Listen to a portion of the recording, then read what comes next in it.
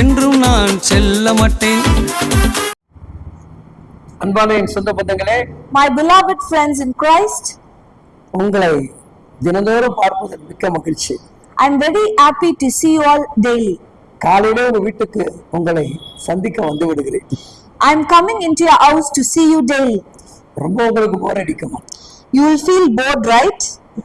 எப்ப பார்த்தாலும் இந்த பிரதர் காலையில வந்துடுறாரு சேனல்ல. He is coming very often daily morning. நீங்க நல்லா இருக்கணும்னு கர்த்தர் விரும்புகிறார். But the Lord is willing that you should be blessed. இன்னைக்கு நிறைய பேருக்கு சத்தியத்துடைய புரிதல் இல்லாம வாழ்ந்து கொண்டிருக்கிறோம்.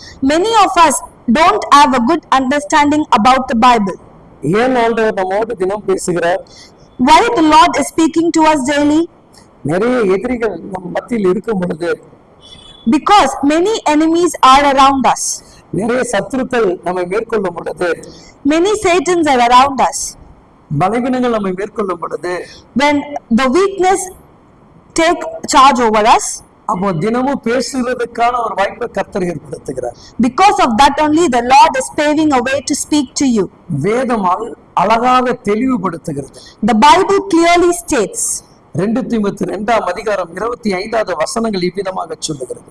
2 Timothy chapter 2 verse 25 says, எதிர் பேசுகிறவர்கள் சத்தியத்தை அறியும்படி தேவன் அவர்களுக்கு மனம் திரும்புதலை அருளத்தக்கதாகவும், opponents must be gently instructed in the hope that God will grant them repentance, leading them to a knowledge of the truth.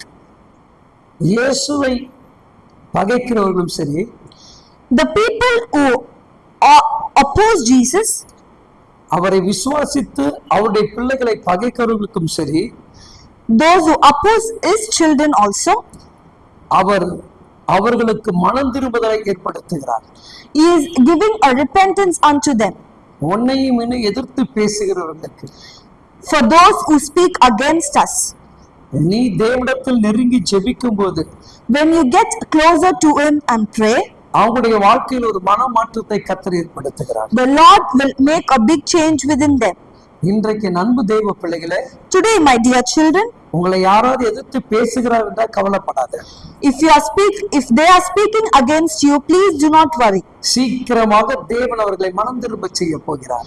The Lord is making them to repent. இன்னைக்கு கர்த்தர் அதை செய்ய போகிறார். Today the Lord is going to do that. உன்னை எதிர்த்து பேசுகிறவர்கள் மனம் மாற போகிறார்கள். Those who are opposing against you, they'll change. நீங்கள் மட்டும் தேவனுக்கு காத்திருங்கள். You should wait upon the Lord. அப்படியே தேவன் உங்களுக்கு செய்வாராக. For sure, He will do like that. Amen. Amen.